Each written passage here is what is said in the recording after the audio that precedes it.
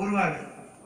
இப்போ அந்த பகல்ல நேரத்துல காலையில ஒரு 6ல இருந்து 9 மணி ஒரு 3 மணி நேரத்துக்குள்ள வேலையை முடிச்சு போயிடுவாங்க.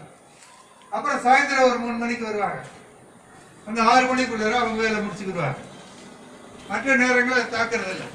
இது யாரெல்லாம் தாக்குது அப்படின்னா, அதிகப்படியான ஊட்ட சத்து உணவு சரியா இல்லாதவங்க, சரியான சத்து கெட்டவங்க அப்படின்னு சொன்னா, இன்னும் சொல்ல போனா 6 வயசுக்கு கீழே 60 வயசுக்கு மேல 6 வயசுக்கு கீழே 60 வயசுக்கு மேல உள்ளவங்க ரொம்ப ஜாக்கிரதையா இருக்கு. இந்த கொசு கடியில பாதிக்கப்படக்கூடியவங்க அவங்க தான் அதிகமா பாதிக்கப்படுறாங்க. இதுல இருந்து நம்ம மாற்றம் கொண்டு வரணும்னு சொன்னா, குறிப்பா அந்த கொசு வளர்ச்சியை நம்ம தடுக்கணும். சரி, இந்த வளர்ந்த கொசு நம்ம கடிச்சோம்னா அது எப்படி அந்த சிம்டம்ஸ், அந்த அடையாளம் அறிகுறிகள் என்னன்னு சொன்னா, அது முடிஞ்ச உடனே அந்த உடம்பெல்லாம் வந்து லேசா முதல்ல காய்ச்சல் வரும். அப்புறம் காய்ச்சல் விட்டாலும் கூட மறுபடியும் மீண்டும் காய்ச்சல் வர்றதுக்கான வாய்ப்பு இருக்கு. இந்த உடம்புல வந்து தடிப்பு அந்த டேர்மல் சொல்லுவாங்க, அந்த மாதிரி தடிப்பா வரும்.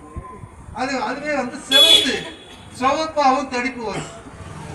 வாந்தி வரும். அந்த வாந்தி வந்துச்சுன்னா அதுல ரத்தத்தோடை வரும். வாந்தி